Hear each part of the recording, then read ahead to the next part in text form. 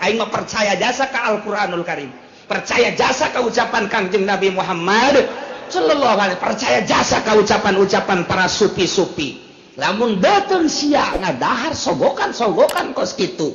Nu 3 juta aya kan? Aya nu 3 juta. Anu sabaraha juta deui? Sia meureun diberena.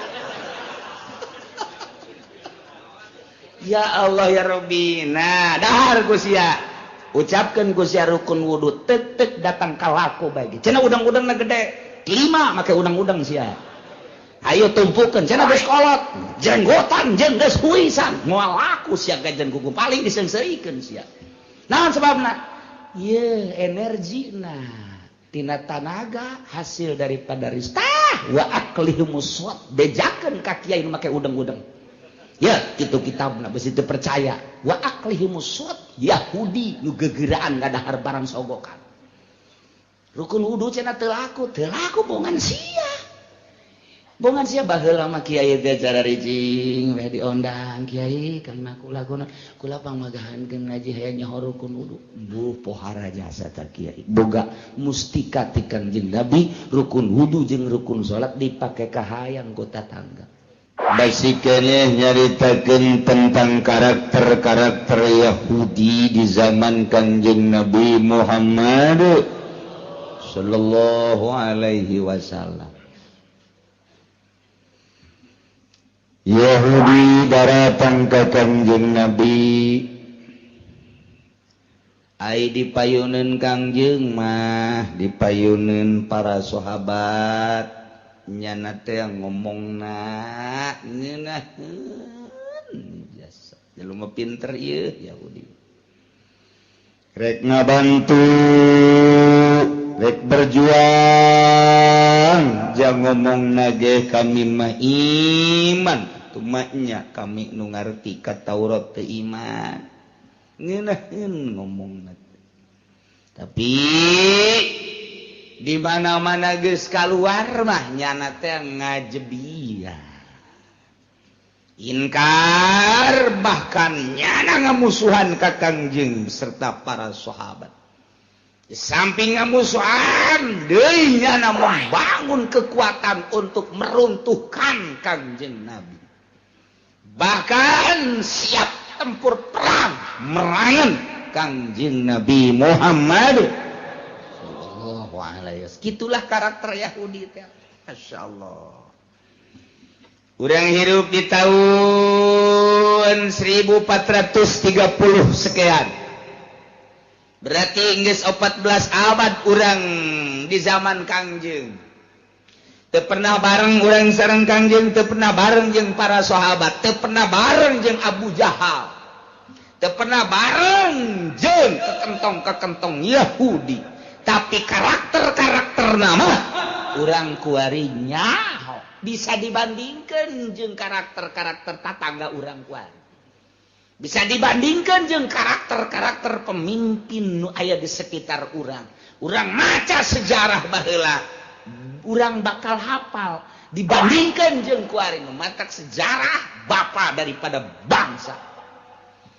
Urang kudu mengenal sejarah, dieuweukeun ieu ku Amerika teh sejarah-sejarah teh dek dieuweukeun. Di antarana kuari aya tafsir baru buatan orang Mesir bersekongkol jeung Yahudi. Tafsir tersebut dileungitkeun sejarah. Ngabidahkeun nyana teh ngaji bangsa Jalalain. Ngabidahkeun nyana teh ngaji bangsa tafsir Munir. Ngabidahkeun nyana ngaji bangsa tafsir Kasyaf, tafsir Fahrul Razi, tafsir Ruhul Bayan dan lain sebagainya. Sebab cek nyana tafsir-tafsir tersebut itu adalah buatan manusia-manusia ortodok yang tidak pernah tahu tentang situasi dan kondisi. Ya, wari aya tafsir baru si hade. Di jerona nyaritakeun gegede nama tentang Yerusalem Masjidil Aqsa. Di jero eta tafsir teh aya ke cerita tentang Masjid Aqsa ayat 3 ternyata di jero tafsir eta. Aqsa nu asli, Aqsa anu sarua zaman harita jeung aya Aqsa anu buatan baru. Aqsa buatan baru mah eta teh geus teu dipercaya, tinggal aya deui 2 deui. nurutkeun cek di tafsir eta nu asli teh aqsa nu ieu lain nu ieu aqsa nu ieu mah lain aqsa disebutna Masjid Umar. Tah sebab di dieu kuari keur digali geus teu asing deui aya simpenan Raja Sulaiman berikut aya kuburan Kangjeng Nabi Sulaiman alaihis salam tapi teh teu beunang-beunang. Begitu dikeker aya ternyata wah eta teh bandang barang naon kitu ngaranna simpenan Kangjeng Nabi Sulaiman emas teh berlian teh yakut dan lain sebagainya tapi datang ka kuari teu beunang-beunang. Kesulitan orang Yahudi gitu. Tapi ternyata memang menurut peneropongan jeung satelit aya di dinya. Maka kuari dek dibongkar total Masjidil Aqsa teh geus lain di mimbar bae dialihkeun lantaran besi perang dunia Aqsa nu asli ieu heula disebarkeun ke tafsir sing ada engke. Sing ada tak engke aya penelitian ka unggal-unggal daerah di Indonesia khususnya lantaran terbanyak pesantren sedunia adalah di Indonesia. Mulai engke ye di Indonesia diinstruksikan bakal aya 24.000 pesantren nu bakal didatangan 1.000 pesantren. 1.000 pesantren bakal diteliti teteh jerona ngaji naon kitab mana bae tercampur henteu jeung sekolah nu yayasan mah geus teu dianggap pondok pesantren. Ulah beja-beja ieu urang bae nu ngaji bae mah. Ulah beja-beja kanu saja nih urang bae geus nu ngaji. Engke kiai di itu ngaji kitu deui. Engke kiai di lembur ngaji kitu deui. Atuh nyaho kabehan kajeun. Seluruhna 24.000 pondok pesantren nu santrina ieu sa Indonesia aya 7 juta nu keur diopenan ieu teh tah. Nah ieu 1.000 pondok pesantren engke bakal aya penelitian ngaji naon bae, naon bae, terus engke kadituna dua alternatif imma erek diganti make kurikulum wa imma erek diperkuat kesalapanana lantaran melihat kehancuran moral bangsa Indonesia jauh dibandingkan jeung 20 atau 30 tahun ka tukang teh sangat beradab Indonesia di dunia ieu tapi setelah kuari ieu hancurna sarua jeung luar negeri. Contoh aya tawuran baheula mah urang ngadenge di Inggris di Jerman kuari nu tawuran urang Cikupa baheula nu gontok-gontokan teh ieu adalah supporter Juventus Inggris baheula tapi kuari mah ieu supporter susia nyaho sia aja sia meureun eta kos kitu coba teu karu ieu akhlak dek di kamanakeun ieu anak-anak urang nu karak SMP nu karak SMA berarti eta teh calon-calon pemimpin anu kalaluar ti unggal lembur sakumaha siraru butuh dukungan teteh kos kitu teh tapi di satu sisi moralna dek kumaha polisi sampikeun ka geus bingungeun da polisina ge sarua ieu dek kumaha coba ieu kakarak ge awalan anu geus korban terbunuh dari tawuran tersebut geus sabaraha puluh mungkin ratus ieu kakarake sabaraha tahun tumbuh model kos kitu encan 10 tahun ke depan bakal kumaha melihat dari sudut eta ulama kuari keur mempersiapkan ke depan bagaimana setelah diteliti satu-satuna hanya pondok pesantren nu bisa ngedidik akhlakul karimah. Nah engke ieu bakal diteliti ulah kaget nya para kiai tenang bae mun ditanya ieu kumaha naon bae kitabna bejakeun hatul muin naon deui riya naon deui takrib naon deui sapina anu perlu besar naon sapina kajeun geus pokona mun ditanya engke ka dituna siap kan teh ieu teh disejajarkan dengan formal tidak siap dek disejajarkan jeung SMA jadi urang teh boga ijazah engke ijazah pondok pesantren teh bisa pake asup ka cinglung ka egel atau kemana baik. Nah iya kompak kabeh untuk ulama nu 1000 teh ya engke sabaraha persen nya teh ieu suarana lamun 60% siap untuk disejajarkan jadi berarti pakai kurikulum tapi lamun 60% tidak siap tidak jadi pakai kurikulum tetap akan diutuhkan ilah akan dijadikan sumber dari segala sumber pondok pesantren tinggal kumaha kiaina lamun kiaina kuari bisa disogok kiai bangpak sama geus kita kiai be atuh disogok atuh kumaha hansip sudah caritakeun cak hansip kula mah teh ieu kiaina bae dek milih make nungguan saha nu mere duitnya tolol Itu pas segede kiai eta segede kiai. Eta kos kitu. Nah iya. Engke bakal aya tafsir-tafsir. Sebabnya nyahueun Amerika. Kekuatan di Irak adalah iya orang-orang anu selalu memperkuat tafsir-tafsir sejarah-sejarah. Sedangkan sejarah adalah bapa daripada bangsa. Geus dipiceun teh ka sungai Tigris baheula teh ku orang Yahudi. Buku peradaban Islam teh geus dipiceun ka sungai Tigris timbul deui kuari. Mata kewalahan selalu aya atuh hadisna Bukhari jeung Muslim teh apan terus-terusan dibaca ditafsiran terus datang ka kuari tumbuh deui ieu teh di dunia teh anu memperkuat kesalapan masih alhamdulillahirabbil alamin ku Yahudi dengan cara dimodernkeun kuari teh encan sukses. Mantak eta mah bakalna moal tamanu kos kitu mah bangsa yayasan-yayasan moal didatangan ieu mah pondok pesantren salaf 1000 jumlahna bakal didatangan. Diteliti engkena teh. Nah ieu tinggal suara terbanyakna mempertahankan salaf apa mempertahankan modern engke bakalna aya tah. Hasilna. Nah mantak cik ulah bejaan ka kiai-kiai mun ditanya siap apa tidak disetarakan dengan formal? Tidak siap. Bagaimana nanti setelah itu murid-murid Anda? Bagaimana Allah saja? Itu baik. Tapi kan kita harus menciptakan anu kumaha sia bae.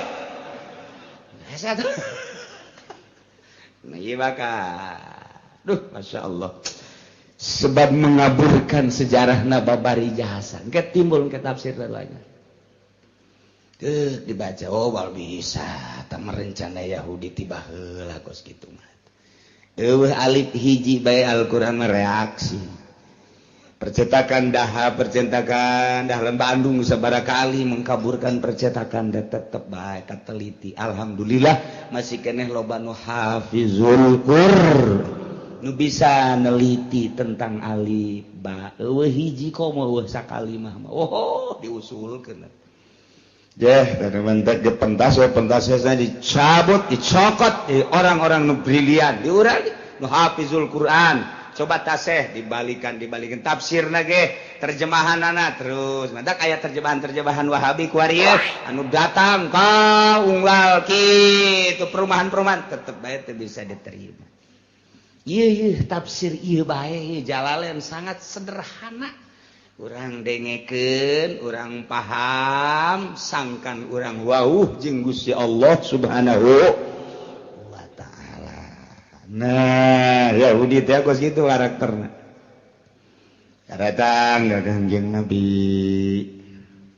Padahal mah nyana datang nanti mawa kakufuran. Ke kaluar Kangjeng Nabi kufur keneh bae. Jadi terobah walaupun dipayunin Kangjeng mah ieu nyana amanna iman dek ngedukung. Itulah karakter musuh-musuh Allah Subhanahu wa ta'ala. Ieu dijelaskeun aya. Wa idza ja'ukum qalu amanna wa qad dakhalu ilaikum bil kufri wa hum qad kharaju min 'indikum bih wa lam yu'minu wallahu a'lamu bima kanu yaktumun wallahu a'lamu bimuradih. Ngadengikeun ayat mah lain deui cili urang teh beda jeung ngadengikeun bangsa tembang Sunda lain deui. Kamu lamun urang geus ngadenge kitu ngaran ngaran-ngaranna tembang-tembang Sunda ceuli teh asana ngagiuk-giuk bentar nikmatkeun kana jajanten bari ngopi aduh nama di suara saha barang didengekeun hati ku sendang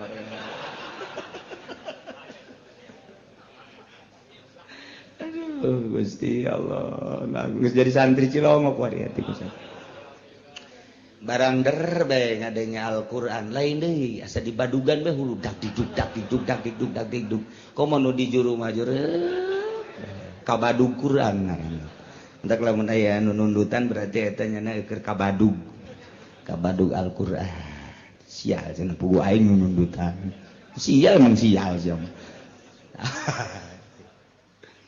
wa idza ja'ukum di mana-mana daratang munafikul yahud karanjeun Kanjeng Muhammad kepada sahabat ngarariung nanyakeun berbagai permasalahan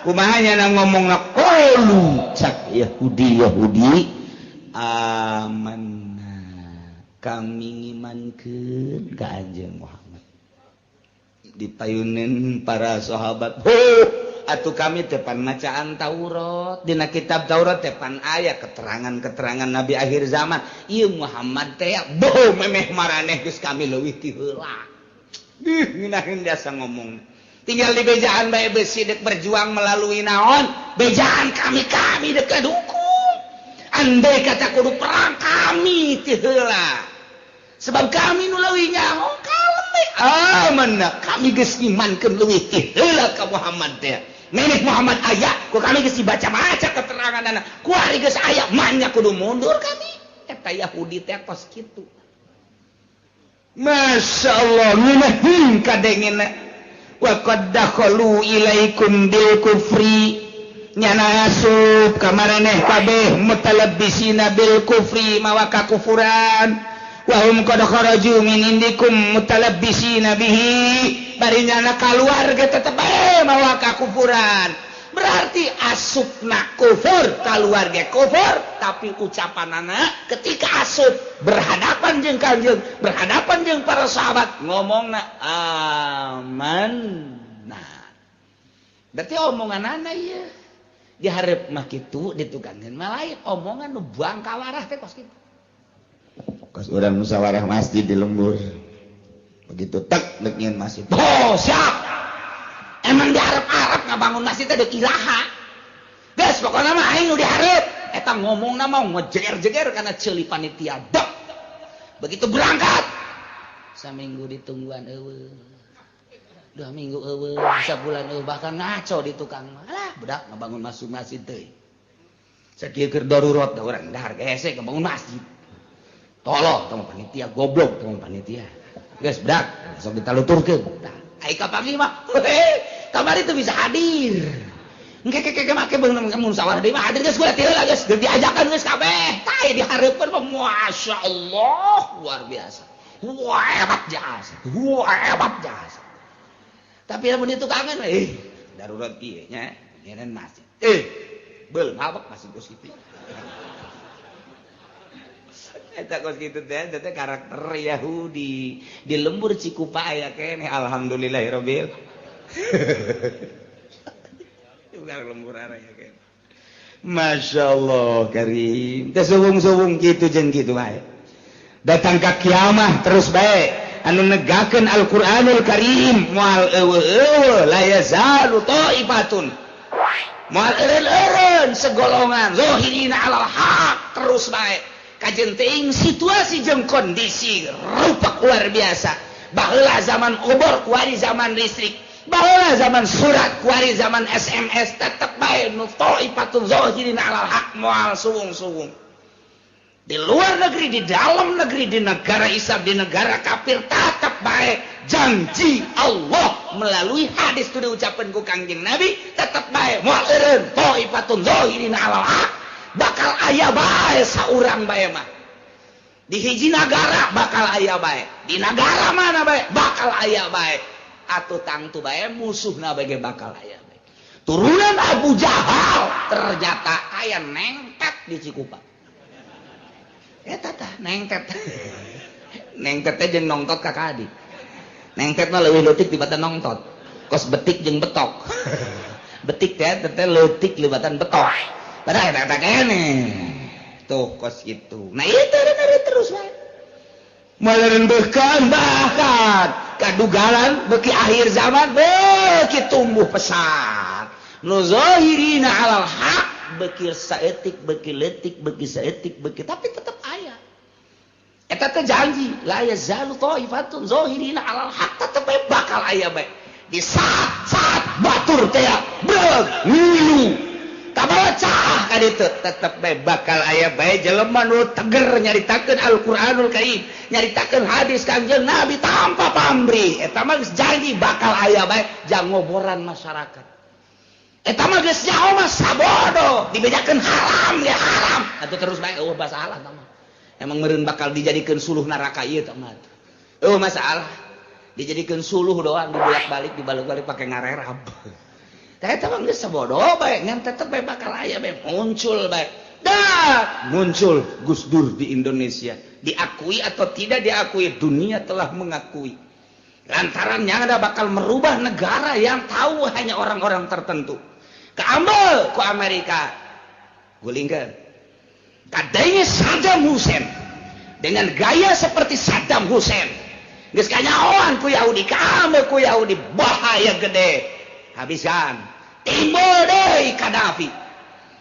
Keambil ku Yahudi teh. Kieu ieu mah karakterna teh. Zohirina lalak teh bermacam-macam kumaha situasi jeung kondisi jeung nagarana. Tah, ti ulamana Said Maliki baheula di Mekah teh Yahudi geus ngomong bae, hancurkan Said Maliki, hancurkan. Tapi nu mampu yang maut dengan biasa bae. Osama bin Laden tetep bae menggemparkan dunia. Kajen kukumaha ge informasina ulah aya nu bagus-bagus bakal muncul bae, percaya atau tidak, mengaku atau tidak, justru Yahudi ngalawan Osama bin Laden.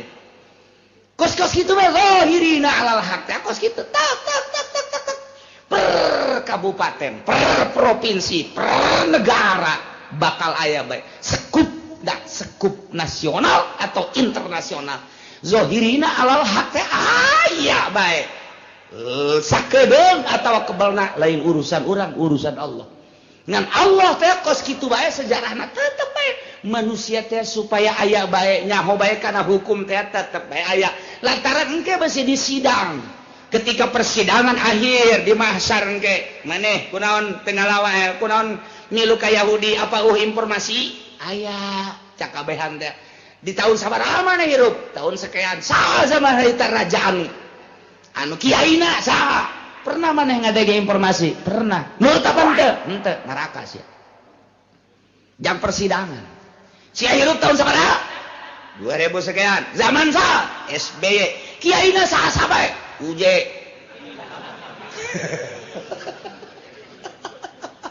Nyaritakeun naon eta nyana? Anu zikir cek nyana. Zikir lah kumaha? Ngare duit urang kanyana.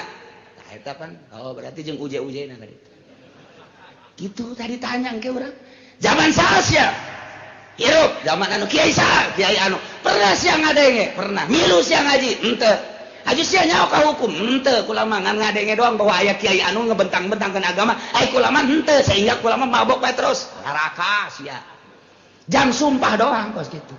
Sidang bupatina. Bupati saja, bupati anu. Nah, di zaman sia jadi bupati aya kiai eueuh, aya. Saha kiaina sakabupaten? Catet anu. Salu ku sia pernah disogok 99,9. Salu teu pernah disogok si anu. Ngabentakeun hukum, ngabentakeun. Pernah nyaritakeun bahwa korupsi haram? Pernah. Ai sia korupsi tante? Ya seetik.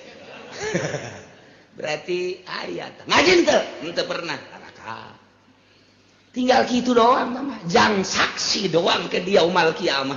Aya bae zahirina alal haq murni. Jangan sumpah engke.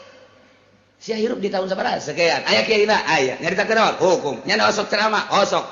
Haji sia milu kadinya. Haji sia ngalakukan henteu kula manuturkeun we. Sorga sia. Ha. Haji sia kurang sabarana salat ngan milu doang. Heuh. Gua mah disa daun kompetkeun we jeung si Abdul Qadir sakeuna teh. Haji sia ka ditu dahar gua ge. Pokona zikir dahar, mere si dekana henteu. Gula sia tuh memere kabeh nu tukang daharna. Ieu kula mah tukang daharna. Oh geus nu tukang daharna geus ka sorga bae geus. Eta teh kumaha jang saksi doang. Masyaallah zahirina alal haq teh kos kitu. Tetep aya bae. Anu teger per dunia, per kabupaten, per kecamatan, per desa aya bae sadesa. Sak RT ge aya bae RT eta teh jang saksi engke teh urang disidang saurang. Masyaallah. Nailah karakter Yahudi itu seperti itu asup ke Kangjeng Nabi nyarita amanna keluar ti Kangjeng Nabi mah lain deui padahal asup jeung kaluarna tetep bae mawa kakufuran berarti aya anu terselimut di dalam hatina aya anu tersimpen di dalam hatina aya anu ditutupan ya di jero hatena bajar teh meureun teh nyahoan Gusti Allah mendak diteruskeun ka dieuna wallahu a'lamu bima kanu yaktumun padahalnya nama asup jeung keluarga tetep bae iman ka Kangjeng Nabi sama sekali berarti di jerona aya anu tersembunyi wallahu a'lamu Gusti Allah maha uninga bima kanu kana rahasia kana nifaq kana munafik nifaq nu aya nu tersimpen di jero hatena majar teh teh nyahoeun padahal Gusti Allah mah maha uninga kana kanipakan anu tersimpen di jero hatena urang ge kuari teh dipayuneun mah sumuhun di tas tukang mah teu abeh urang ulah kanyahoan bisa bae ku jelema mah teu kanyahoan tapi ku Gusti Allah mah emang aya nu rahasia eueuh kanyahoan eueuh jang nyumput urang teh kanyahoan bae pangneangankeun hiji tempat teu kanyahoan ku Gusti Allah mun aya mah urang kadari itu dek maksiat urang di ditu ngeunaheun mabok zinah judi ya eta mah pulau eta mah teu kanyahoan ku Gusti Allah teu kadeulean mun aya pulau nu teu kadeulean ku Gusti Allah asana sameter 100 juta dibeli bae dek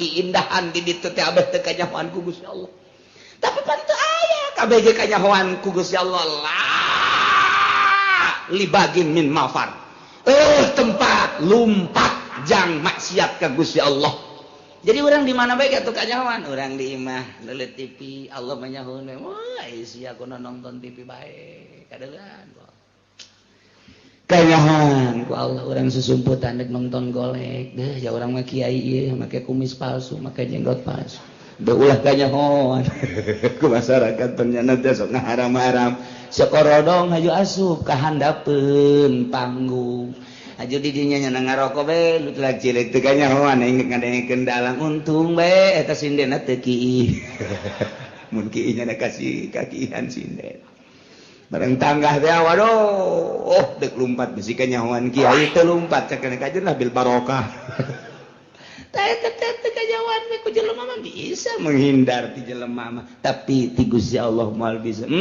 cak Gusti Allah sia menghindar ti makhluk di sekitar sia hayang ulah kanyahoan majar teu meureun ca aing teu nyaho aing teh neuleukeun ka sia aing nyaho ka sia eueuh jang mabur Yahudi nu dipayuneun Kanjeng Nabi kos kitu disatukanin mah teu ieu teh Allah mah wallahu a'lamu bima kanu yaktumun apa lain Gusti Allah kanu disimpen di jero hate para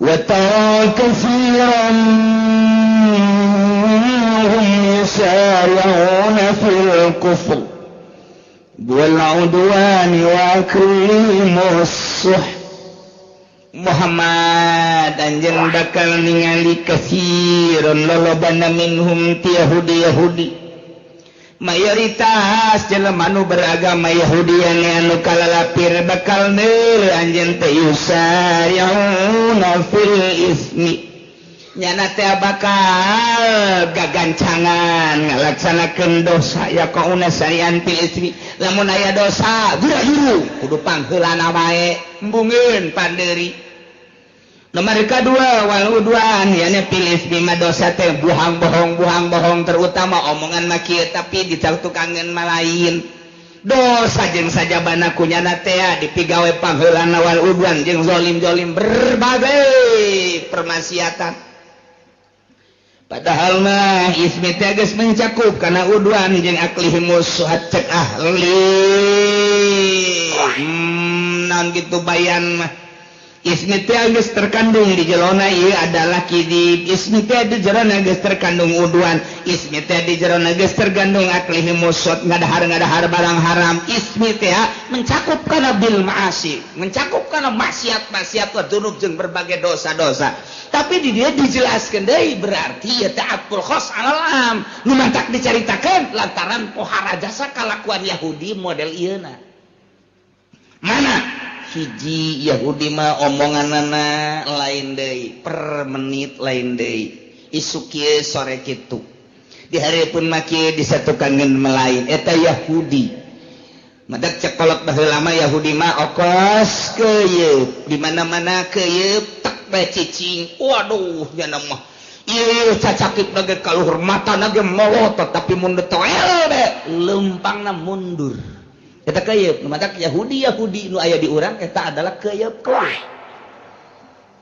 teh kos kitu teh hiji ismi bohong dua wal udwan selalu zalim aniaya ya kiai dianiaya aya ustad dianiaya aya pemerintah anu jujur jeung adil dianiaya aya pedagang anu bagus jujur jeung adil dianiaya bae iyalah karakter Yahudi teh nya nama teu resepeun aya kedamaian teh hayangna riweuh bae eta lah Yahudi nah ieu Amerika Yahudi kos tidak senang melihat negara damai tersepen neuli jelema damai nya nama hayangna kalut bae dibuatlah fitnah Ahmadiyah dibuatlah fitnah wah bermacam-macam nyeun tandingan iya Yahudi teh kos kitu tersepen aya damai nya nama tersepen aya pangajian kieu teh damai amat cenah teh ngararaji datang diuk ngopi ngarokok balanja balik pun damai teh kos kitu mah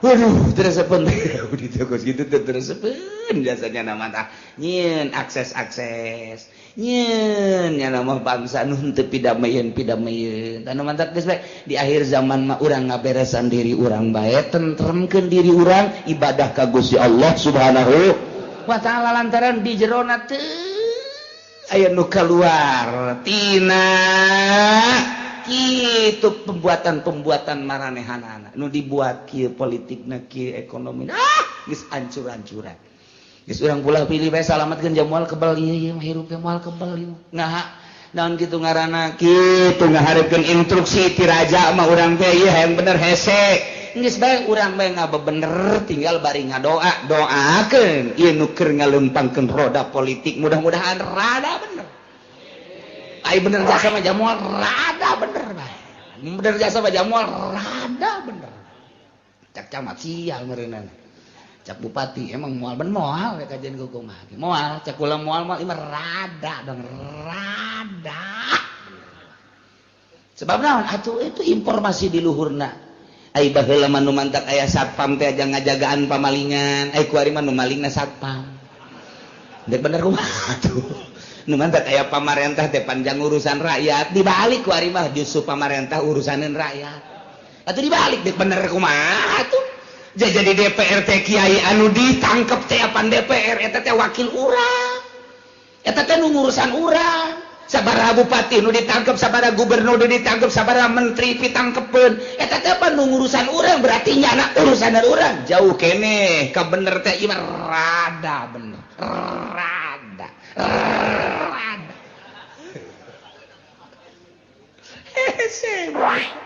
geus urang ngadagoan rada bener urang yuk urang ngabebener babarengan urangna rakyat nu bener bari ngadoakeun ka pamarentah supaya bener lantaran ieu nagara urang kabehan tanggung jawab urang kabehan kitu keneh agama tanggung jawab urang kabehan baik individu urang sorangan maupun ieu teh kabehan pamajikan urang anak urang rapihan tetangga urang daek jeung teu daekna mah teu sabodonyana teh mah Allah nu mere hidayah.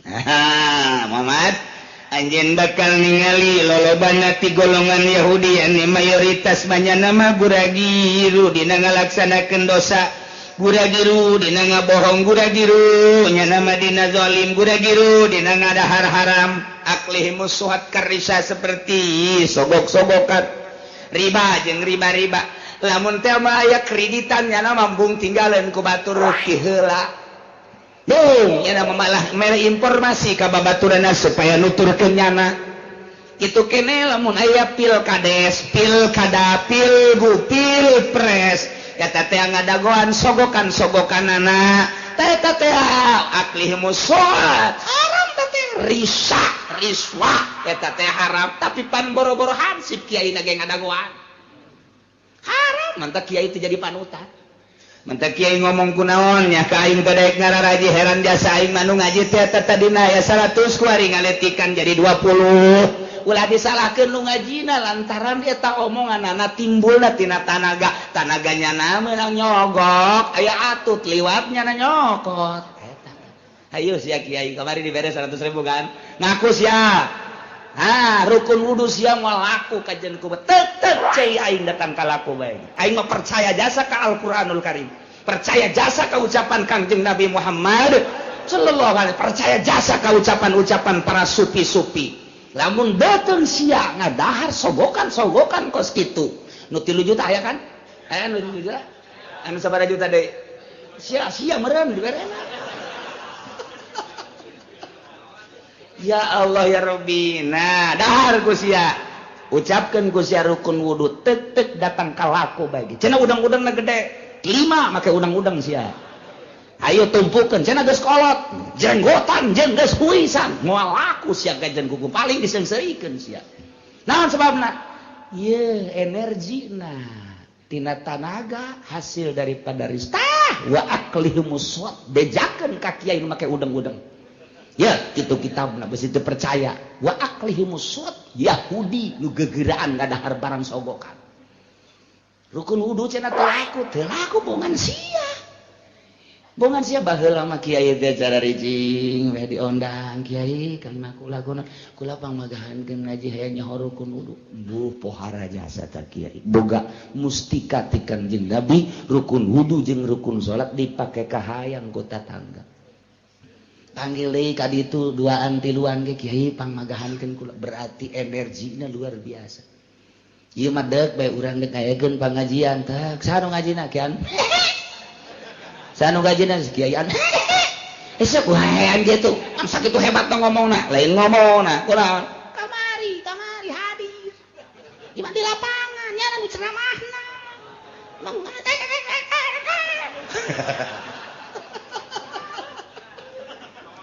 ayo sia di Cisoka di barare kiai duit di sebelah raja di pasar kemis ayo mah ngabejakeun doang ulah disalahkeun mun rukun wudu sia sanajan geus tamat fatul muin sababaraha kali geus diiring dicaringin di mana tapi energina pake kos kitu ulah sambat ka niang ieu wa aklihi musud santaran aya karakter Yahudian di jero cenah kula mah dicokot ieu aju menta deui ai lain lalagaan ieu urang keur nyaritakeun Yahudi horeng aya karakter Yahudian di kiaina tah di dieu baca sakali dia hayang resep ieu masih ai geus horengan teh kudu ka jawara ona meureun di karakter Yahudian rada pantes meureun emang aing mah kos kitu waktekna tah teu mah kiai sakali deui padi mah kiai make udang-udang kikiwirna ge pajak ayo kan sogok ieu ayatna baca deui goyeng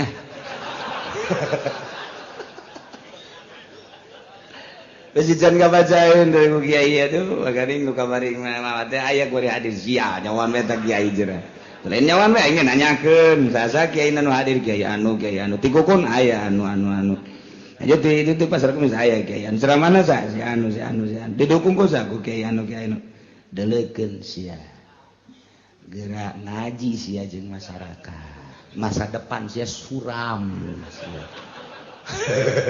parukunan sia moal laku sia ka jeung kumaha ge sakitu bae eta mah diancamna lain ku aing Al-Qur'anul Karim ngancam baca deui bae wa tara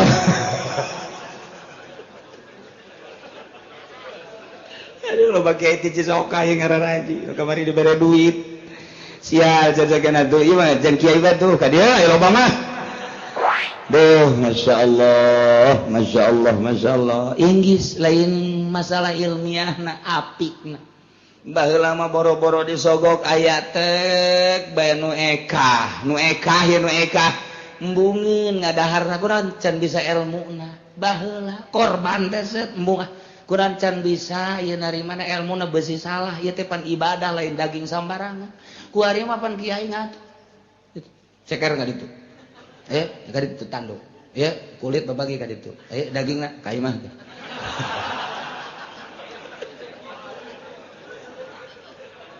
aduh aya ararisin biasa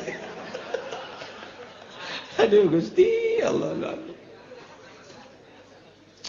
biasa lain ilmu mah babarin mentak cekolot baheula babari ngaji mah nu hese make na ta eta kos kitu kuari cara petang jasa teu masantren ge kuari jadi kiai Haji Oma Irama teu kadenge jama santren sugan kadenge di Cisoka masa teh henteu tapi jadi kiai atuh kiai bae ka ditu henteu saha nu nyalahkeun eueuh ngan saha nu deuk nuturkeun hukum meunang di kiai haji dan kiai-kiai sederetanana lain ngahinakeun mangga hak masing-masing teh dakwah mah tapi kudu ngaragap dada di mana aing mah santren baheula dakwahna atuh nya mah kuduna di panggung bae dakwahna teh ulah di masjid jana mah jeung geus ngadengekeun ge make anting make kongkorong ka dieu tah kongkorong emas kongkorong anjing dipake ku nya kitu atuh dakwahna mari kita dengarkan jeng ya anda dakwahna kos kitu ulah di masjid make sorban ulah lain potongan atuh nya nama kos kitu jadi nya nama dakwahna dengarkan ya tidak ada Tuhan selain Allah la ilaha illallah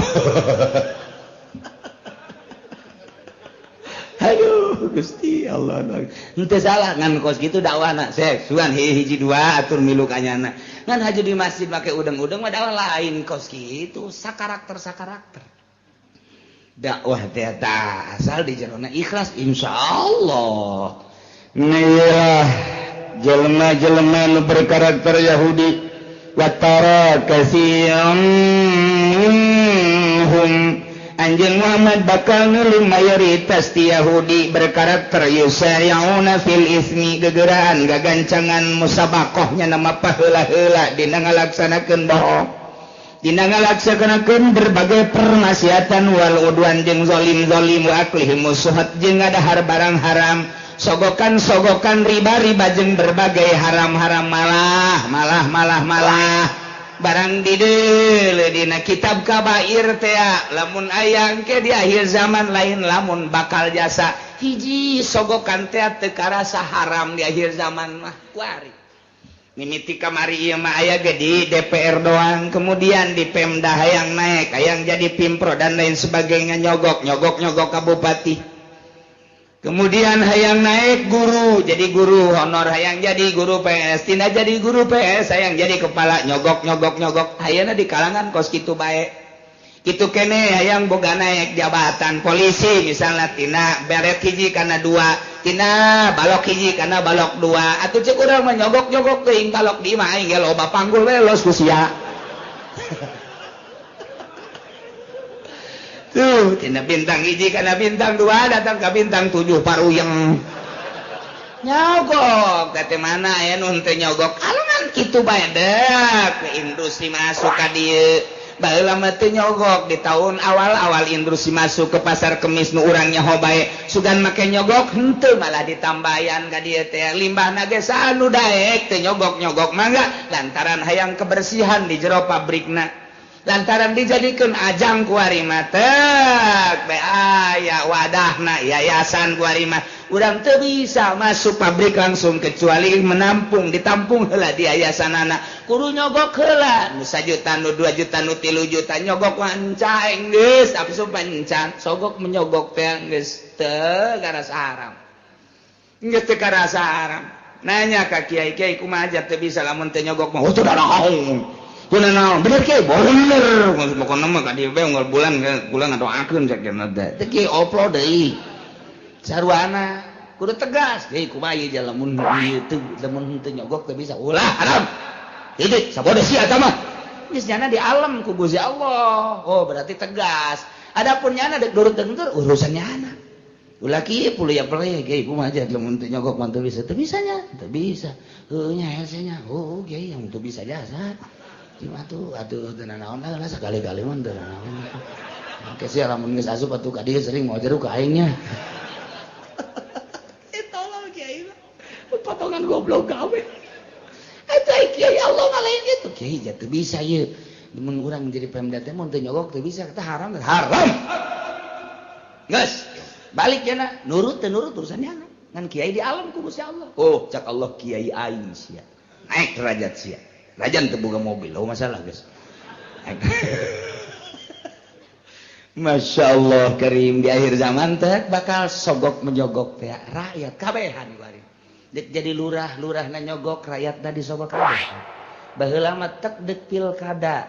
Dek naon kitu ngajadikeun bupati. Tah eta teh hanya dewan doang kumpulkeun aya sabaraha kursi ya. Di urang teh aya 50 kursi, beuli 30. Geus mayoritas suara. Geus kajen mah ka neraka emang rombongan neraka ieu teh mah kata. Tapi rakyat bapak henteu kasogok-sogok. Tapi ketika drek dibuka otonomi daerah, ya pilih langsung ke masyarakat, masyarakatna dibelian, geus aya tanda tangan malah, luar biasa. Aya sabaraha persen kiai anu teu narima sogokan, aya sabaraha persen tokoh masyarakat nu teu narima sogokan, aya sabaraha persen pemuda nu teu narima sogokan. Eta lah nu ahli Allahna, anu surga, anu mempertahankeun. Kajeun aing mah henteu ngarokok ge, nu penting mah aing mah cak Allah bae. Aya sabaraha persen nu kos kituna sadesa, coba hayu. Masyarakat geus disogok kabeh, riba kabeh, aya sabaraha persen nu teu ngridit, kagincu-gincu ngridit. Kabeh ngridit. Nah ieu engke lamun ngridit bakal dibere azabna 3 rupa. Hiji bangkong, bakalna bangkong loba sekos zaman Kangjeng Nabi Musa alaihissalam. Nomor kedua cacing ke Singkarayap. Nomor katilu hileud kuari di Jawa Timur, hileud 3 kecamatan Ambalaya hileud. Riba teh riba jeung sogok. Nomor kaopat opat perkara ieu keong bakal. Keong mah geus loba di Karawang baheula, di Bandung, di Garut, di Tasikmalaya. Asal geus Ambalaya riba jeung sogok 4 perkara. Hiji kodok, nomor kedua cacing, nomor katilu hileud, nomor kaopatna keong. Tah, ulang-ulang mah ditanya bae ka urang Cikupa, hayang nu mana? Hayang nu mana eta siksa? Inggis jasa di zaman Kangjeng Nabi Musa mah dibukakeun wadah sangu. Bangkong urang asup ka kamar teh anggal segala rupa pinu ku bangkong kamar, asal di kaluar-luarkeun timbul di bangkong hese teu bisa sare di kursi bangkong di mana bangkong bae. Ieu keur masak ngagolotrok bangkong di dinya. Masyaallah, geus azab mah kos kitu. Iki cacing. Tah kuari coba eta di Jawa Timur, ya Allah ya Rabbi, hileud garayap di kaluarkeun hileud deui, beak daun-daunan, beak tatangkalan, ka imah-imah geus sabaraha poe teu bari sasare, nyilib sare ge. Moal bisa ku kitu ieu mah jak kudu tobat ka Gusti Allah Subhanahu wa taala. Geus dimimitian ku tsunami Aceh urang teh, kemudian ku bitu gunung, ku gempa daerah berdaerah, kemudian di Jepang anu luar biasa, diurang saeutik deui hampir jasa ieu. Nu mantap kudu loba istighfar ge, ieu Banten teh keur diancam bae ku Gusti Allah. Ulah beusingan ngomong leuwih teuing, ieu teh rempan jasa ieu Banten teh hiji Merapi, kadua ieu aya goncangan naudzubillah min dzalik wa min Lalik begitu diteropong, ialah 2 sogok dan kredit. Geus Ambalaya persentasina teh geus meludak anu luar biasa. Mantap lobakeun maca eta teh la ilaha illa anta subhanaka inni kuntu minaz zalimin fastajabna lahu wa najainahu minal ghammi wa kadzalika nunjil mukminin. Eta bae dikembangkeun ku urang terus berangjing peuting. Ieu bahaya sesogok teh geus teu ngarasa haram. Riswah teh ar-rashi wal murtasi, padahal ieu pinar nu nyogok jeung nu narima sogokan neraka bener jelas. Tapi kan kabehan ieu mah tuh. Tadi ge cek kula sabaraha kiai nu ngomong kula mah ulah dibere duit kos kitu. Tak karak ditambahi doang mending mun gede. Cepet doang. Ya, bae naon cepet. Masya Allah, Karim. Sabaraha ustad malah dikekentongan aku kiai, ayo tanggung jawab mama. Mama tanggung jawab kayak di akhirat ku mama disafaatin. Lain safaatin ayo geus ku mama geus ulah ngadengekeun kiai kiai nu ngaharam-haramkeun jeung mamang ke ka neraka jahanam. budak di akhirat di akhir zaman geus kos kieu.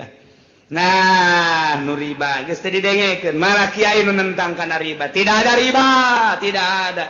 Ieu mah hanya dimuajalkeun. Riba nu kumaha nu teu riba. Geus dibahas teh kos kitu teh muamalah riba, tapi tetep bae kiai nu nentangna. Sabodo teh euy. Nah iya di akhir zaman bakal ambalaya nu kos kitu engke diberena 4 perkara. Di samping nu tadi teh idza zulzilatil ardu zalaha digunjang ganjing tanah. Ieu kuat. Riba jeung riswah teh ambalaya bakalna zulzilatil ardu zilzalah wa akhrajatil ardu athqalah. Nah eta digunjang ganjing ku urang geus kadeuleu ku mata ieu geus kadeuleu jasa. Ti mimiti tsunami datang ka gunung, datang ka goyang-goyangna sagala rupa geus tapi tetep bae urang teh ditegor ku Gusti Allah, dinasehatan ku sumut mah geus teu bisa dinasehatan langsung ku gempa ku Gusti Allah, tetep bae teu kana nasehatan. Buang kawarah jasa. Pohara ya antara sogok jeung riba teh pohara jasa. Masya Allah, berarti ya ambisina geus ambisi duniawi kabeh. Ti mimiti kiaina geus puguh pejabat mah atuh geus tinggal digoyangkeun bae ku Gusti Allah. Jacak Allah teh eta mah siksaeun aing. Sia ngarunya-ngarunya ka bapa sia, ngarunya-ngarunya ka anak sia teh mah siksaeun aing cek Gusti Allah. Balikeun gebrek sekian ribu pae. Banjirkeun, tsunamikeun, emang siksaeun aing cek Gusti Allah. Kajeun teh aya ahli aing hiji mah ku aing jadi salametkeun ieu tah mah. Dipilihkeun ge kan kadeleuna doang ku mata. Ambalayana ieu teh mata sing hade jasa sing hade. Ieu geus kadenge ku urang teh kamari ieu mah atuh keong.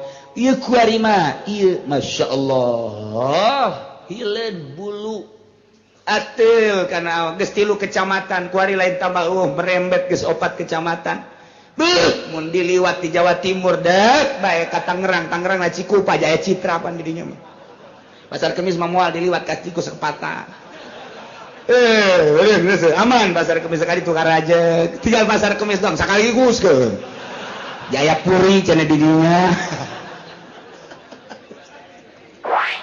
Aduh Gusti naudzubillah min zalik wa min zalik la ilaha illallah hese jasa hanya beberapa gerintil tapi tetep bae aya bae nu tersentuh haram disalametkeun diri urang anak urang pamajikan urang eureunnan urang ngeureudit salametkeun urang tidak sogok menyogok sabareureut sia aya nu nyogotna beureut 200.000 mah naik atuh 500 mah naik atuh 1 juta 1,5 juta lah. Tawar menawar Gusti Allah. Dan manda kurang ieu mah sakadar nyaritakeun ti pemerintahan mah geus tibah heula sogok menyogok.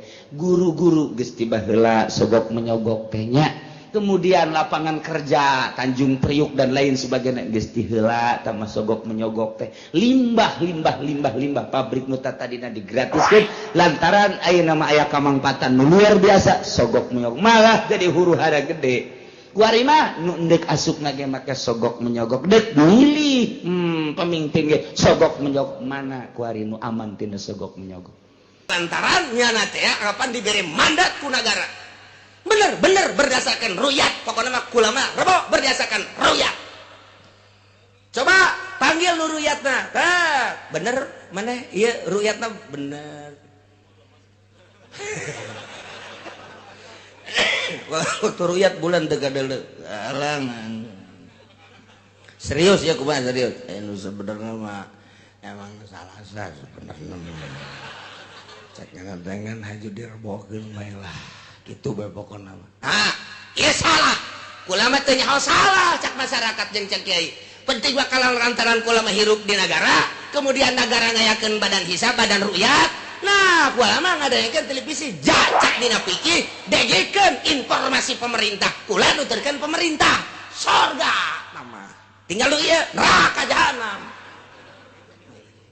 iya pan cenah kiai nyaho salah atuh nyaho jasa emang kumaha tanggal 17 Ramadan aya nuzulul Quran di Yogyakarta di pesantren adu kula pesantren Aji Mahasiswa Al Muhsin anu ceramahna tokoh daripada NU di dinya. Ieu mah kepada NU ya Muhammadiyah kan. Mun Muhammadiyah usir. Aing pajar Muhammadiyah puguh. Aduh. Guys, masalah guys, aing mah Muhammadiyah kang bangsa Kangjeng Nabi Muhammad depina, lain kang bangsa organisasi Muhammadiyah. Nah, kumaha teh ceritana? Nyeritakeun urusan nuzulul Quran, ujung-ujungnya cek nyana siapa yang ikut NU lebaran hari Rabu dan siapa yang akan ikut Muhammadiyah lebaran hari Selasa eta tanggal 17 Ramadan. Masa sih kos kitu ceramah? Nontak telepon ka kula, kok kiai begini katanya Kak Haji ini ceramahnya. Ah, kiai bangsat kata kos kitu. Ini kan kiai kita, kiai NU. NU-nya bukan NU yang Gus Dur tuh mah. NU-nya yang NU mau dibejakeun lah ku aing lah. Tuh, kan kos gitu tuh. Tanggal 17 Ramadan geus ngomong kos gitu. Siapa yang ikut NU lebaran Rabu dan siapa yang ikut Muhammadiyah lebaran Selasa. Jauh melung ti mana-mana encan ru'yat can naon geus nganyatakeun kos kitu. Berarti geus dikondisikan lebaran menurut pemerintah asda dasar pengelolaan NU harus hari Rabu. Deuk ru'yat deuk henteu. Ayo. Endeu kumaha? Je. Sababaraha poe deui ka lebaran malam Minggu aya tamu ti Jakarta sampai jam 12 peuting moal bejakeun ngaranna. Dahar jeung kula dongeng nyana Kiai pemerintah akan Rabu. Pemerintah akan Rabu. Kiai tetap Selasa. Cak nyana saya juga Selasa. Pejabat luhur yo, pejabat luhur. Luhur we pokona punclot we pokona mangga. Beneran nih malain lalagaan. Kayak bisa dipanggil jelema ngan moal dibejakeun ngaranna. Kok bisa kitu teh? Kieu cenah Kiai ta Muhammadiyah dan NU. NU tetap memaksakan akan hari Rabu ru'yat atau tidak ru'yat. Salahnya nak. Salah kula, benernya nak, bener kula, nyana ngomong di harapan kula tas dahar, duaan bae. Akan Rabu pemerintah dikelola oleh NU, kieu di luhur teu keur teu beres jasa. Urang lebaran poe Salasa, malam Minggu nya ka dieu, Minggu, Senin, Selasa, 2 hari deui ka lebaran. Geus dinyatakeun lebaran pemerintah akan hari Rabu, ru'yat atau tidak ru'yat. Deuk kumaha sih? Kukula dibukakeun we ieu mah pada urang na bae ieu mah ulah bebejak kasasaan ke ditu kieu deui. Ieu mah keur carita pan ieu mah ibadah. Ulah dibawa-bawa ka mana? Gula mangan sakadar nganyatakeun sing yakin sia ibadah tah berdasarkeun kos kitu dongeng-dongengna. Masya Allah, dongeng nu katilu deui. Dongeng nu katilu pejabat ti Kabupaten Tangerang jeung pejabat ti Kabupaten Serang. Deket jasa jadi jeung bupati nanya ka kula. Eta teh poe naon eta? Ya Senin. Berarti sapoe deui ka lebaran. Ngomong jeung kudu Senin. Kieu poe naon lebaran Salasa berdasarkan hisab. Bapak ge cenah geus Salasa bae, pemerintah mah deuk rebo. Pan pemerintah mah ru'yat tapi direbokeun bae. Endeu kumaha? Endeu kumaha kurang kumaha coba nu datang ka ceuli aing. Aing teh pan orang NU. Ngan eueuh tulisanana di NU. Kantor teu boga naon teu boga pan aing mah. Tapi aing orang NU lain orang Muhammadiyah. Cirina NU make kunut aing. Jeung usoli. Tah, kerasa ku sia nu lebaran poe Rebo. Ulah dibejakeun ka ka kiai di dieu aing nyaho jasa. Kiai lu poe Rebo teh ye nyaho jasa. Di ditu nyaho, di ditu nyaho. Emang nyaho na kieu mah tupan urang lembur bebeja ka aing. Ayo malah main ngagogoreng aing kiai ge sarua bae lah pengaco teh mah Ki Uci di mana urang Jati aya kiai teh pokona mah pendek jelemana ya pengaco teh mah Ki Uci boleh tuturkeun ya ayo geura ngacoan sia teh ngacoan aing deuleukeun tungtungna sia ku aing si aing mah lain ngadoakeun deuleukeun tungtungna bae ngacoan sia teh ngacoan aing ha awas ya lu sok ngomongkeun aing sieun sia ka aing aing mah naon kos gitu we pokona mah aya deui nu ngomong moal gorengkeun Ki Uci jadi kos gitu jasa atuh datang ulah sok dihareup maksudna kiai deuk poe naon bae salah berdasarkeun naon gitu bae sih ulah sok ngomongkeun ditu kan ku gara-gara umatna haju menuturkeun ka dieu nya dan tinggalkeun umat haju ngomongkeun ka aing mun teu tolol jasa kiai belah mana belah kulon teh mah aya sakieu rada jangkung-jangkung teh mah geus nyaho we pokona mah tanya di mana umatna bebeja ka aing sama bener kabeh ge. Ima keur carita supaya yakin kula yakin poe Salasa teh kos kitu ta perjalananna tunggul tanggal 17 geus nganyatakeun Rebo NU kumaha sih. Mantak ti jauh-jauh kene kula nyaritakeun NU ku ari moal beres abu-abu sebab NU ku ari dikaluhan ku SBY. NU teh dikaluhan ku SBY. Cau.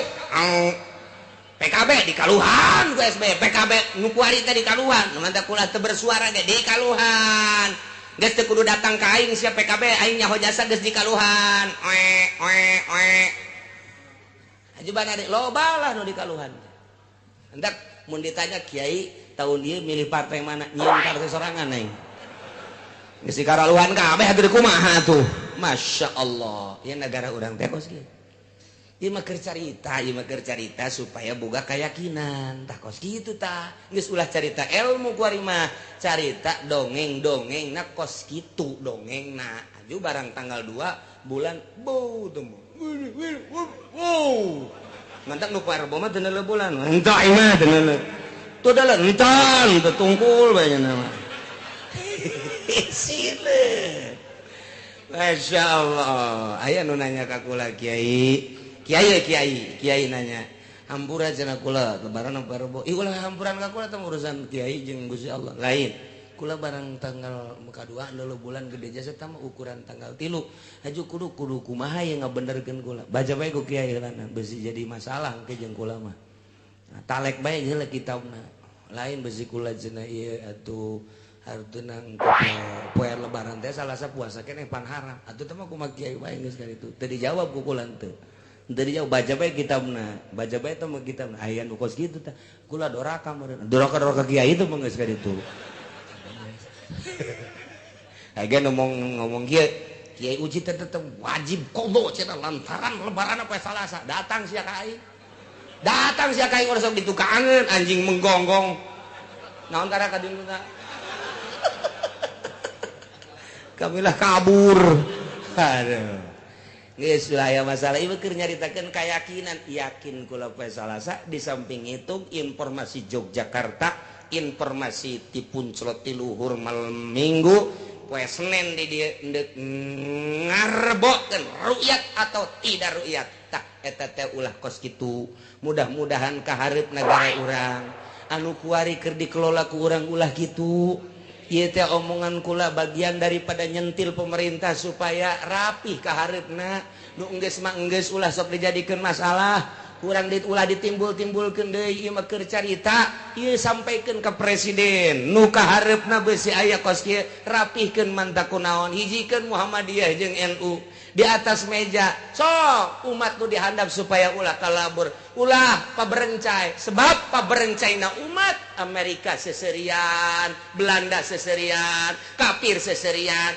urang teh mung disengsirikeun ku kafir rapikeun atuh mantak naon pengalaman di zaman Soeharto bagian ru'yat mah jageus pinter urang teh di zaman Bung Karno sabaraha puluh tahun urang jageus pinter urusan ru'yat mah kunaon makin kadieu makin bodoh atuh heran makin canggih makin bodoh anu bagus nama di zaman Soeharto ge copot bae nu bagus teh di zaman Bung Karno copot bae walaupun memang nyana dilengser-lengserkeun nu bagus nama tetep kurang kudu ditiru urusan ru'yatna di zaman Soeharto teu pernah pimplan di zaman Bung Karno teu pernah pimplan mantep jasa begitu magrib lah beres pan ieu mah nundek lebaran Salasa geus beubeulian haju direbokeun ngalamun duit geus beak pake meuli kotok ya ieu tolol jasa ieu mui jeung pamarentah goblok nu ngagoblok-goblok tah nu lebaran rebo nu lebaran Salasa mah jatuh ngagoblok-goblok ke pemerintah nu lebaran rebo aing beakeun dana ieu goblok jasa ayo sia nu mantap pemerintah ceulina peng digoblok-goblok ku masyarakat goblok cenah aing geus takbir datang ka jam 10 aju eureun geus ngariung sagala rupa isu kudu ngariung depan aya nu dihandap mah geus lain urusan bener jeung teu bener nya mah nyaritakeun urusan ngariung Masya Allah haju pan anu lebaran mah henteu jamilu karbo tapi puasa mah henteu tanggung jawab saja bae tah hayu sia lantaran ngimingplankeun pemerintahanana lebaran nama tetep perbo nyana ngadengungkeun nama tapi puasa Salasana ge geus henteu puasa tungtung nama lebaran rebo henteu Salasa henteu ji henteu kumaha nah ucapan ieu bagian daripada demo pribadi kula artina demo ge lain deuk naon ieu teh bangsa urang ieu nagara urang kula boga hak untuk meluruskan jeung merapihkan ulah dijadikan permasalahan nu enggeus mah kaharepna perbaiki mantak naon Muhammadiyah jeung NU ulah pegede-gede hulu jeung eueuh atuh ieu naon kitu ngaranna kopiah nomor 20 eueuh panggede-gede 7 8 10 ieu pegede-gede hulu ieu embung ele ieu embung hijikeun urusan ru'yat mah dihandap umat neuleukeun dihandap umat mempertahankeun aya nu percaya ka kiaina aya nu percaya ka pemerintahna nu salah kabeh ge tapi kan jadi acak-acakan kieu nah iyalah setan gara-garana asup ka tubuh NU asup ka tubuh Muhammadiyah asup ka tubuh pemerintah dijadikan adawat wal bagdo lain ku sebab khamri wal maisir baik tapi terjadilah adawat al bagdo adawah wal bagdo setan ya engke mah usir setan teh hijikeun ulah aya jadi kariuhan coba saha di luhurna anu bagian daripada badan ru'yat hijikeun ulah gede hulu ka hareupna sakitu bae tah lain lalagaan ikan masalah teh masalah pertanggungjawaban di hareupeun Allah Subhanahu wa taala nu sanajan ieu teh geus katempo jasa ku masyarakat katempo ieu mah geus mainanna geus teu kudu dicaritakeun ka hareupna bangsa urang nagara urang dulur-dulur urang ieu teh kabeh nu dilaluhur wayahna coba berpikir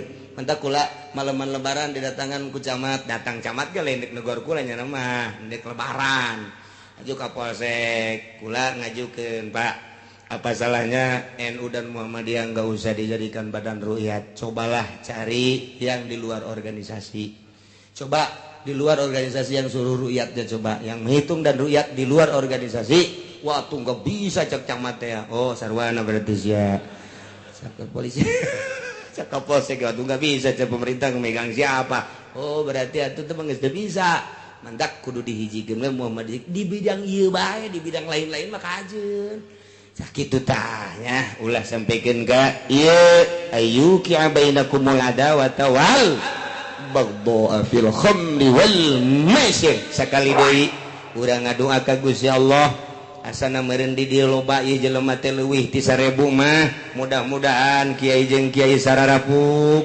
ustad jeung ustad sararapuk santri jeung santri sararapuk masyarakat jeung pemerintah sararapuk jeung pemerintah mudah-mudahan kahareupna bisa ngomean ngabeneran urusan ru'yat teh khususna umumna jeung sagala rupana sehingga ulah aya naon-naon urusan peribadahan urang jeung Gusti Allah Subhanahu wa taala jeung urang percaya ka pemerintah ulah model kuari geus teu percaya ka pemerintah teh timbulkeun deui kepercayaan timbulkeun deui hudangkeun deui kepercayaan rapihkeun deui jelema-jelema nu tadi diajakan di bidang ru'yat ulah diajak tahun hareup mah neangan jelema-jelema nu anyar deui anu rapih anu ulah kabeungkeut ku urusan naon-naon khusus we nyana urusanana urusan peribadahan amin ya robbal